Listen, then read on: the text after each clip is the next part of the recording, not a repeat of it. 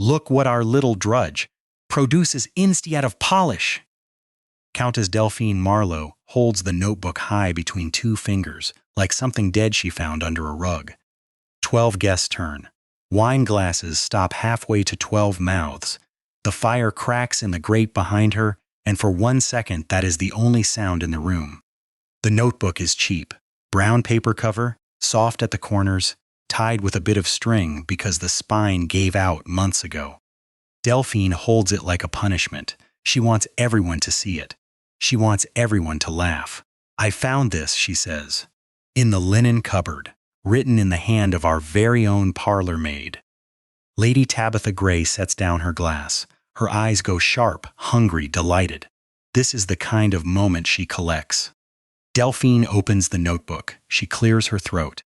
She puts on a voice, high, squeaking, cruel, the voice she imagines a servant girl would use to describe her own small life. The frost came through the railings that night.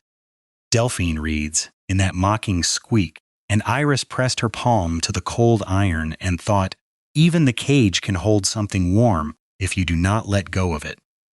The room does not laugh. The room goes quiet. It is the wrong kind of quiet. Delphine feels it change under her the way a floor changes when the boards are rotten.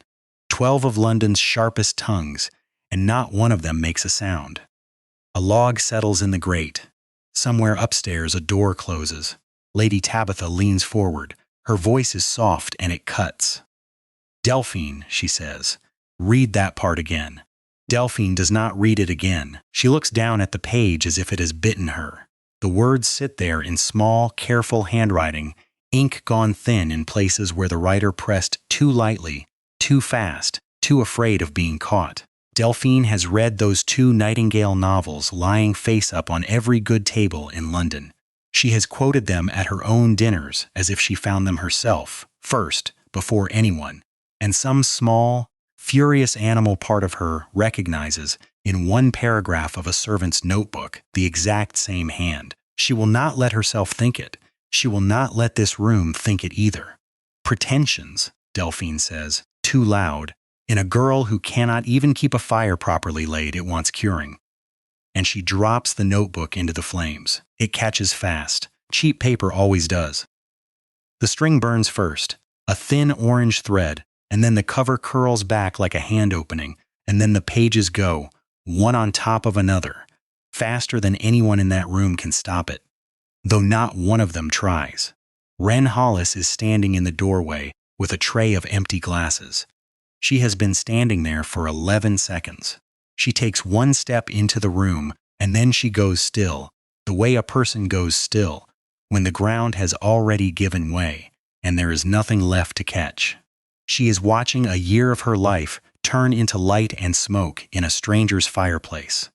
Nobody in that drawing room knows what has just burned. Not the Countess, preening under Lady Tabitha's stare. Not Lady Tabitha, already composing how she will tell this story tomorrow.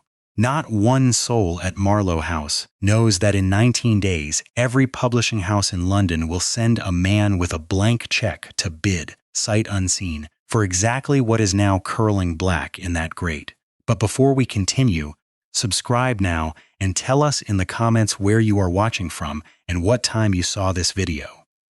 Tonight's story is one you will never forget. 3 weeks before that fire, Countess Delphine Marlowe sits at the head of her own dinner table with a glass of claret in one hand and a stolen opinion in the other. I find no one else truly understands her, she says, of the anonymous novelist the whole of London calls a Nightingale. The critics write about her prose. They miss the point entirely. I find her extraordinary. Heads nod down the table. A baronet's wife murmurs agreement. Lady Tabitha Gray, 2 seats down, says nothing at all, which is its own kind of comment. Wren Hollis moves along the table with the wine, refilling glasses, her face arranged into the smooth nothing that is required of her. She has read every line of Nightingale's second novel more closely than anyone at this table, because she wrote it, in the dark, before the household woke, with a rushlight burning low, and her right forefinger stained with ink she scrubs raw every morning so the Countess will not ask questions. Nobody at Marlowe House knows the maid pouring their wine is the writer they worship over pudding. She likes it that way. She has told her publisher, Mr. Victor Knapp, a dozen times, in letters left in a coffee stall box near his office, that she will never put her name on the books. Knapp has begged. Knapp has offered more money for a name than for a whole third novel. She always writes back the same word, no. It is the one door in her small life she keeps locked, and it will very nearly cost her everything. More wine, my lady? Wren says. Yes, Delphine says without looking at her. And do try not to spill it this time. You have been clumsy all week. Yes, my lady. Wren has not spilled a single drop all month. It does not matter. In this house, being told you are clumsy and being clumsy are treated as the same thing. 2 nights later, the housekeeper, Mrs. Price, comes to Wren's small room off the scullery and takes the stub of candle from her washstand. Candles are for family, Mrs. Price says. Her ladyship's orders. You'll manage without. Wren says nothing. There is nothing to say. A maid does not argue with a housekeeper, and a housekeeper does not argue with a countess, and so the candle goes, and Wren's nights go dark. She does not stop writing. She cannot stop writing. It is not a hobby to her. It is closer to breathing, and a person does not simply decide to stop breathing because a room has gone cold. She waits until the house sleeps. Then she carries her notebook down to the area steps, where the street lamp on the pavement throws a thin gray light through the iron railings, just enough to see her own hand by if she holds the page close. She sits on the stone step in her nightdress and shawl, breath fogging in front of her, and writes. Frost bites through the wool of her shawl. Her fingers stiffen around the pencil until she has to stop and blow on them, tuck them under her arms, start again. The ink in her small bottle thickens in the cold, and she has to warm it against her body before it will flow properly. Her right forefinger, already permanently stained gray-black, aches down to the bone by the time the sky begins to lighten, and she has to go back inside and become, once more, a maid who pours wine and says, yes, my lady, and nothing else. This is how the third Nightingale novel is written, on stone steps, through iron railings, by street lamp, in 19-page bursts stolen from 4 hours of sleep a night. Nobody at Marlowe House knows what those pages are worth. They will find out. Every one of them will find out, in front of the largest crowd London can gather, and not one of them will be able to say they were not warned by their own cruelty. The first near miss comes on a Tuesday. Wren has left the coffee stall near Fleet Street with a letter tucked into her apron pocket, a letter from V.K. That is all it says. 2 initials, because even her publisher does not sign his full name to what he sends her, for both their sakes. The letter asks, again gently, whether she has reconsidered a name for the third book. Because the trade is already asking. Because the reserve price climbs higher the longer the mystery holds. Because a name attached to a masterpiece is worth more than a mystery attached to nothing. Wren means to burn that letter the moment she reads it, the way she burns all of them. She does not get the chance. Mrs. Price finds it first, doing the wash, going through apron pockets out of long habit. She brings it straight to the Countess. Delphine is at her writing desk when Mrs. Price sets the letter down in front of her, unsigned, initials only, ink slightly smudged where cold fingers held it too tight. Found in the maid's apron, my lady. Delphine reads it once, twice. A smile creeps onto her face, the smile of a woman who has found a small cruelty to enjoy before supper. That evening, at the servants' dinner, with the whole staff seated at the long table below stairs, Delphine appears in the doorway. A countess does not usually descend to the servants' hall, but tonight amusement has pulled her down the back stairs like a hook through the nose. Our Wren, she announces to the table, holding the letter up, has a sweetheart, and he writes in full sentences. However, did a scullery girl attract a man of letters?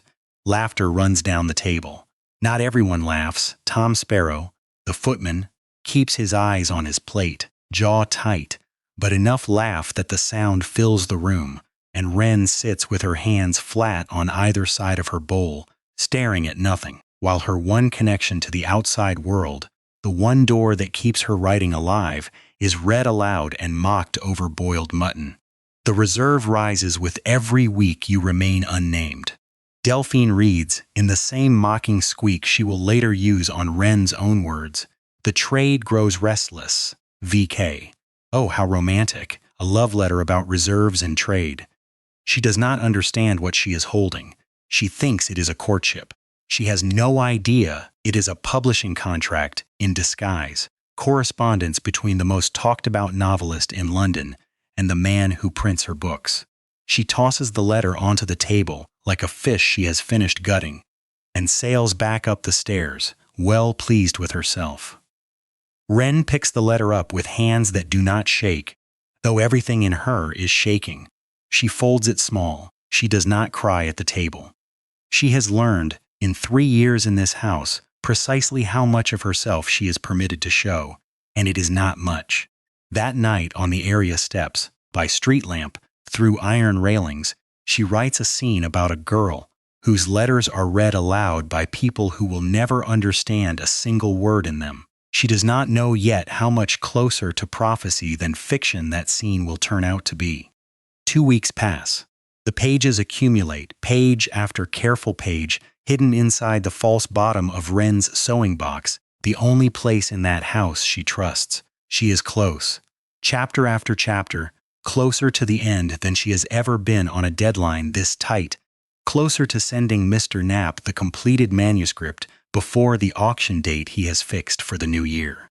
Then, on a gray Thursday afternoon, doing the linen cupboard, in a hurry, in the one careless moment 3 years of caution has earned her, Wren leaves the notebook where it should never be left, tucked behind a stack of pillowcases, meant for 10 minutes, found within 5 by a countess who has nothing better to do than open cupboards that are not hers to open.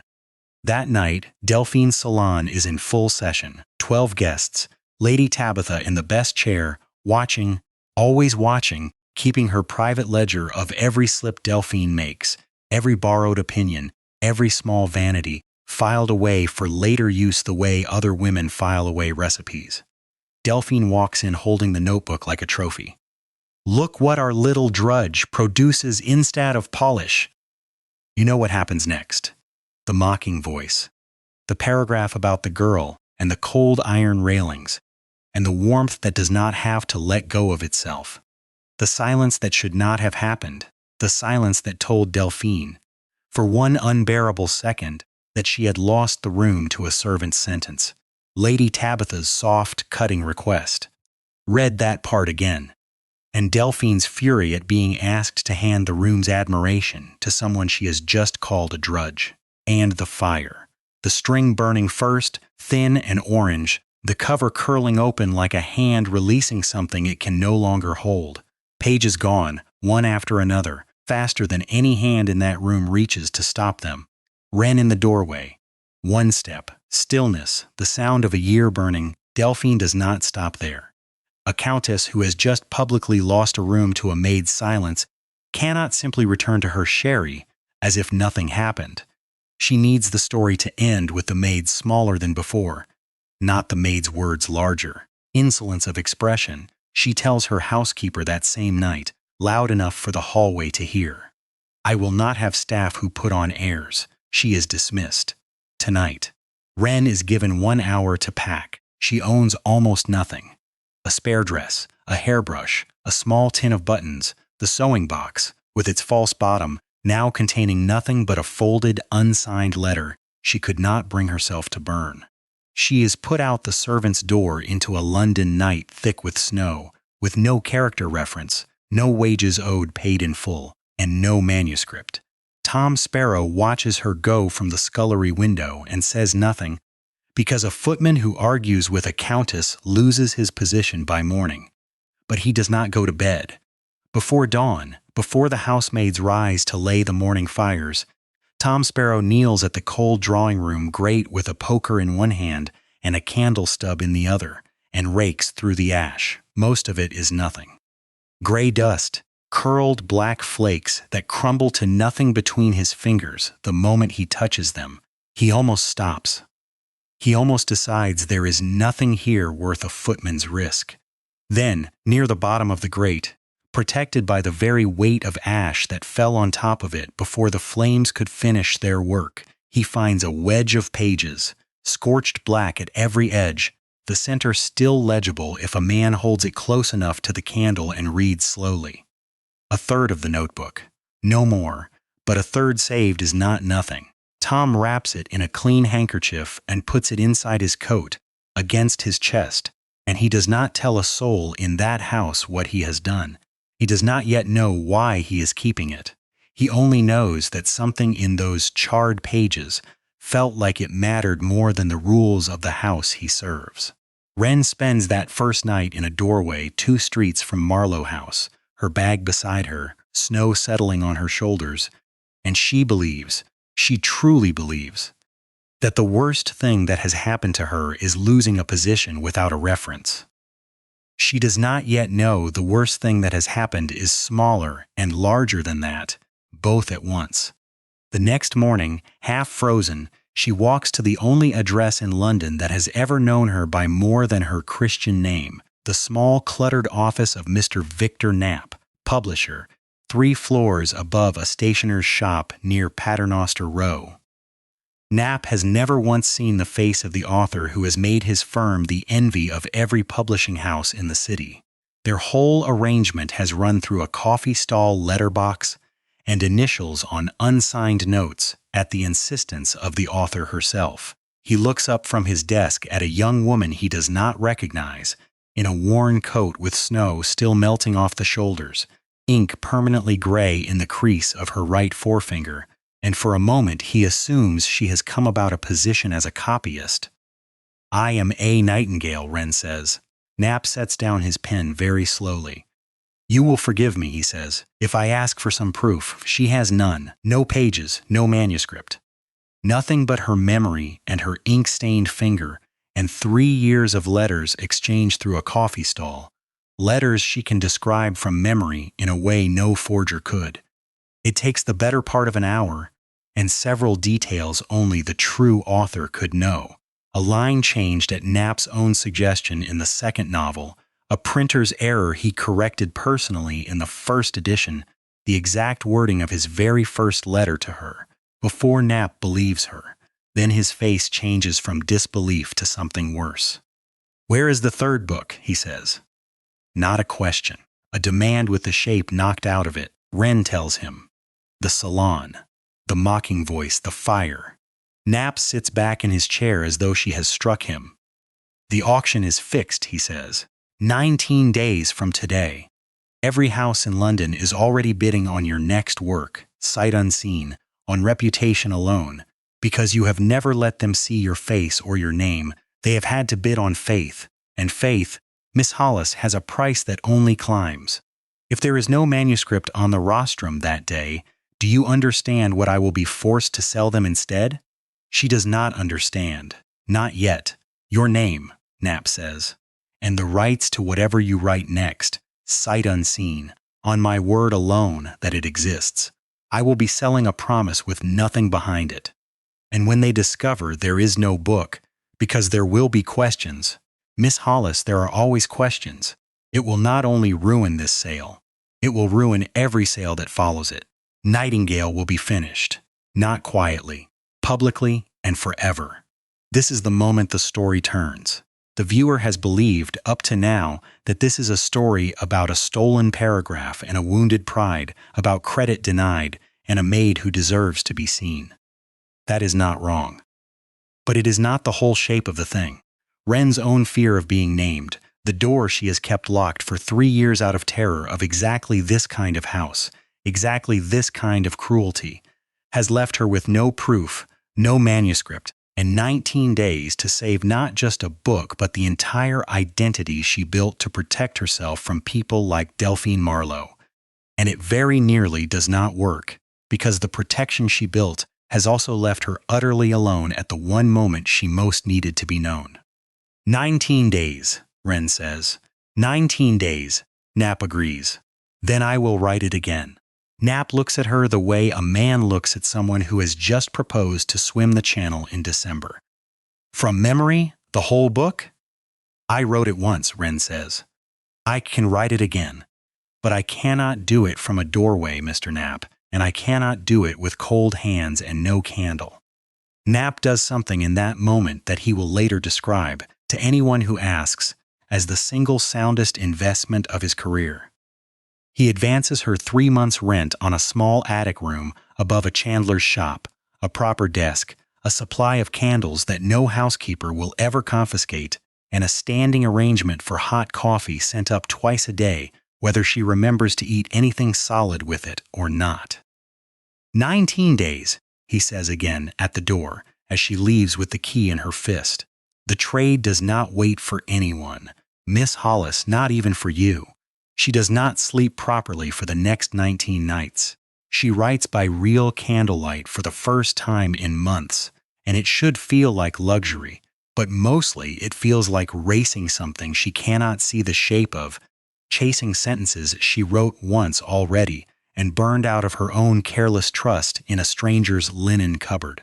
Her hands, chapped and half-numb from 3 weeks of frost before this, ache around the pen until she has to stop every hour and press them flat against the warm side of the stove just to feel her own fingers again.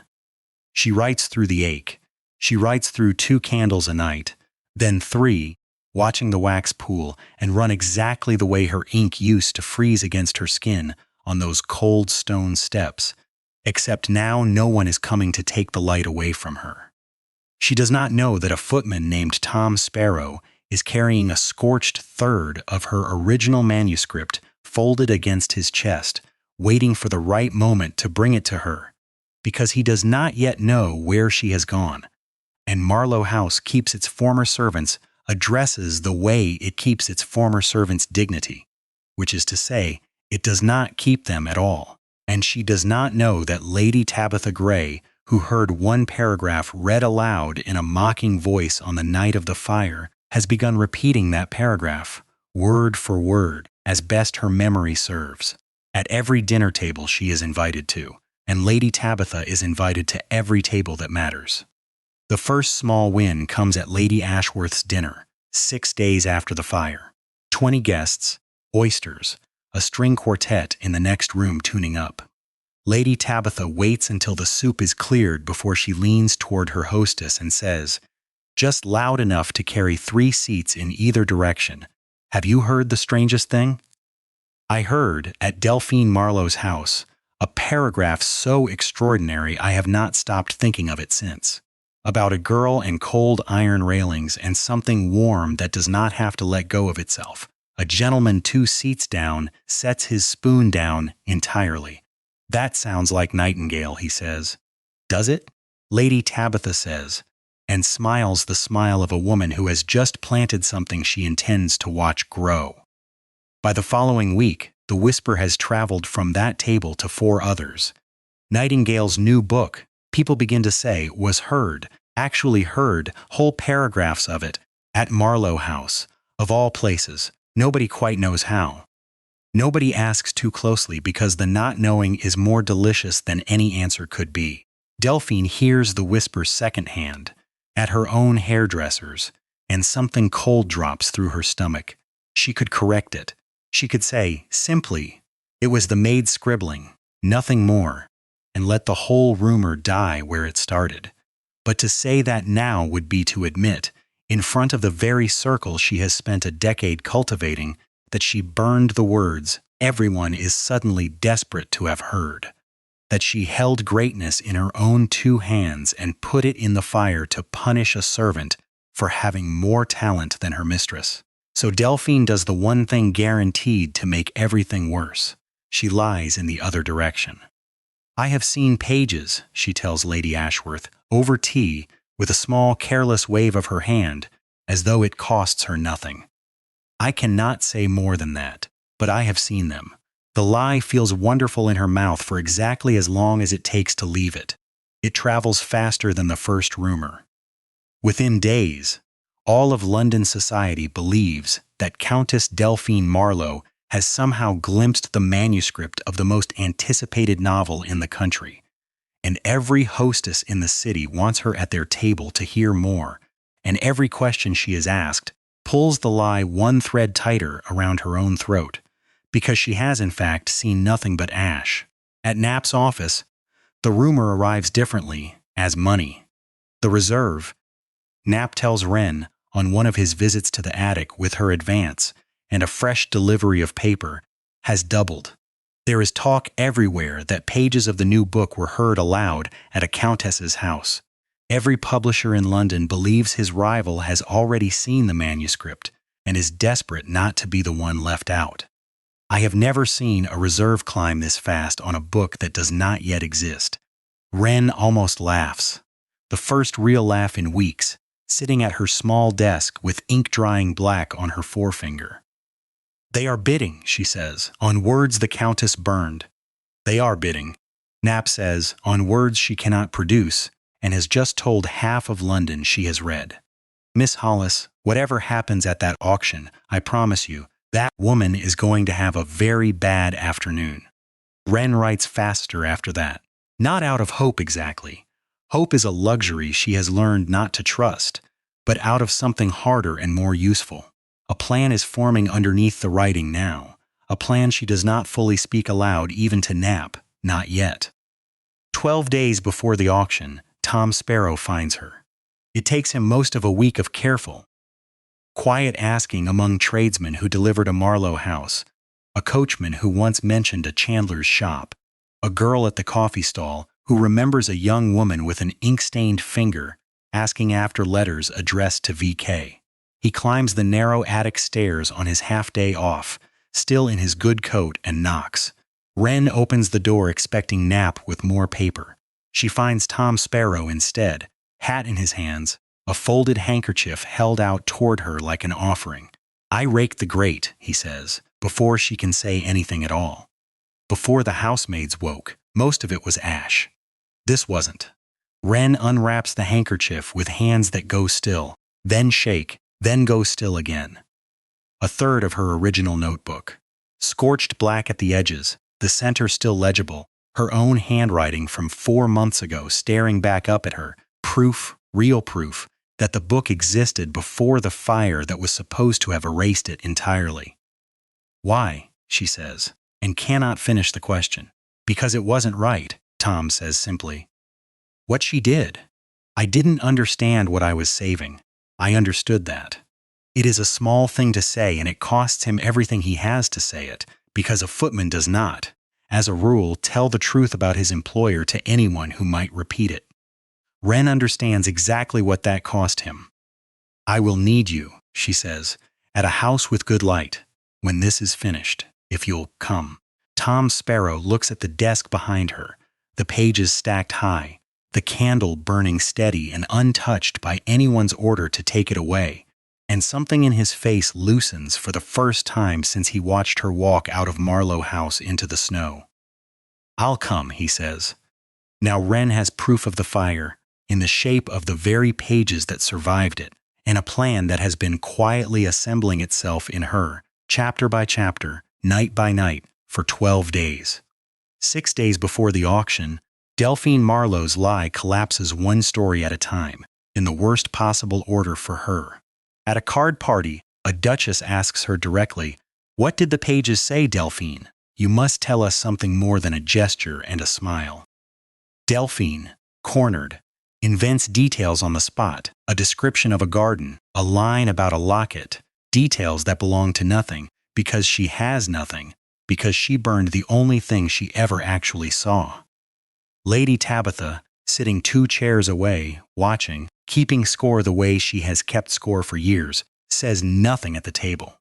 But her eyes meet Delphine's for one long second, and Delphine understands, with a cold drop through her stomach, that Tabitha knows the details are invented, and is choosing, for now, to let her keep inventing them. That is the cruelest kindness Tabitha has ever offered anyone. She is saving the correction for a bigger room. 2 days before the auction, an invitation arrives at Marlowe House, embossed, formal, addressed to the Countess by name. Mr. Victor Knapp requests the pleasure of her company at the sale of the new work by A. Nightingale, at his offices 3 o'clock. Delphine is delighted. Of course she is invited. She is, after all, in the story she has told all season, a woman who has seen the pages. Where else should she sit but near the front? She has no idea that Knapp's invitations went out, this year, to a very particular list. Every hostess who repeated the rumor, every duchess who asked for details, every guest who sat in that drawing room the night the notebook burned. Lady Tabitha Gray, first on the list, because a woman who keeps score deserves to watch the final tally. Knapp has built, without a single lie of his own, the largest and most eager crowd a manuscript auction has ever drawn in London, and he has built it specifically so that every person in that room will recognize, the instant the door opens, exactly what Delphine Marlowe threw into her own fire.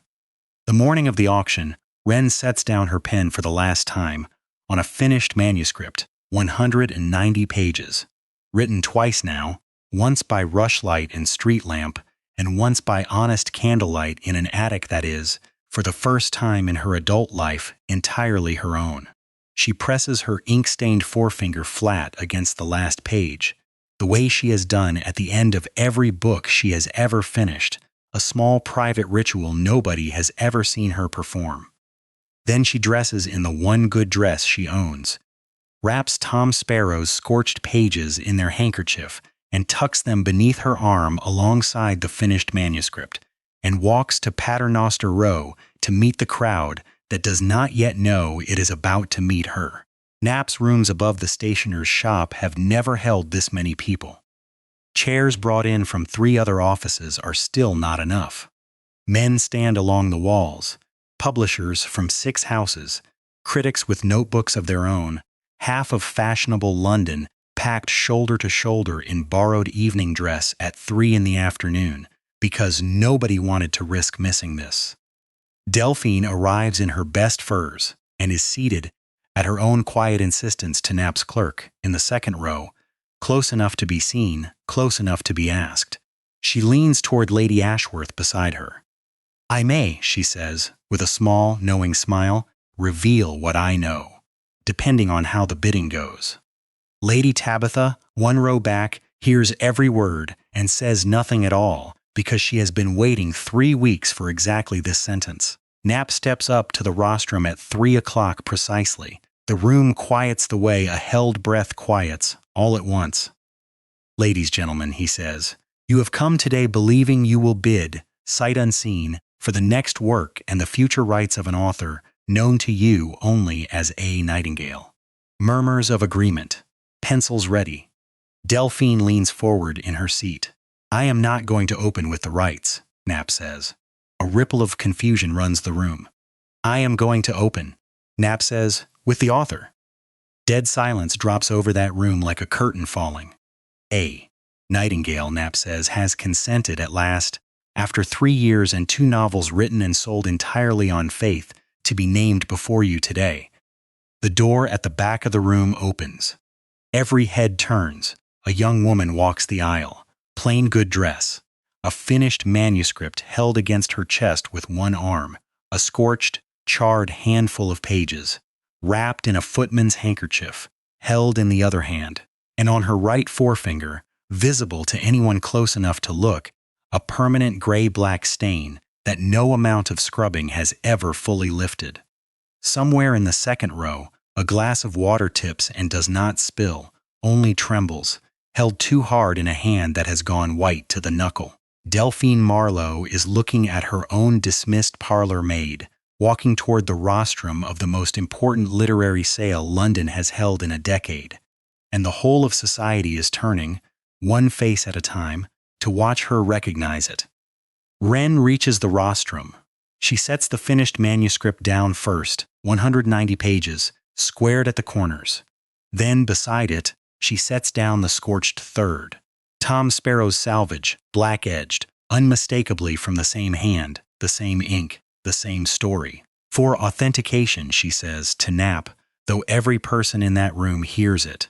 A gasp runs the length of the room, table to table, chair to chair.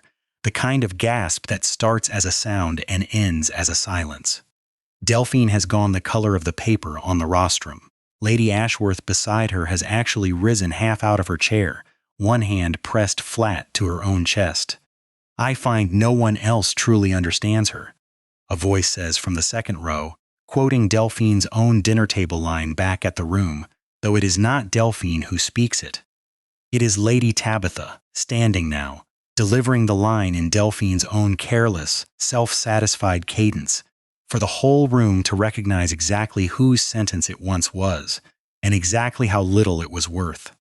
Every eye in the room swings to Delphine. Wren turns, finally, to look at the Countess directly, for the first time since a doorway 3 weeks ago, since the sound of her own year burning. "You understood me so well, my lady," Wren says evenly, no squeak in her voice at all. "You read me in a squeaky voice, in front of your friends, and then you burned the year I wrote to punish me for writing it." Delphine's mouth opens. Nothing comes out of it. "The fire is quoted in chapter 1, Wren says. The room does not merely gasp this time. It breaks. A wave of sound, half laughter, half disbelief, running table to table, chair to chair, someone at the back actually applauding once before catching themselves. A dying whisper of Delphine's name passed mouth to mouth down the rows like a lit match handed along a line of people who all at once want to be rid of it. "You burned the only copy, my lady," Wren says. "Fortunately, you could not dismiss my memory." Knapp lets the room have its moment before he lifts his hand for order. "The bidding," he says, "will open at the reserve, which, I remind you, has already doubled twice this season on rumor alone. You are no longer bidding on rumor. The bidding detonates. It is nothing like any sale Knapp's clerks have ever recorded.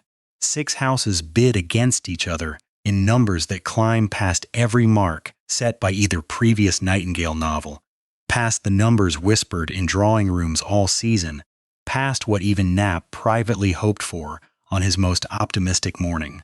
A representative from the largest house in London stands to make his final bid, and when the gavel comes down, the sum is read aloud twice because half the room does not believe it the first time.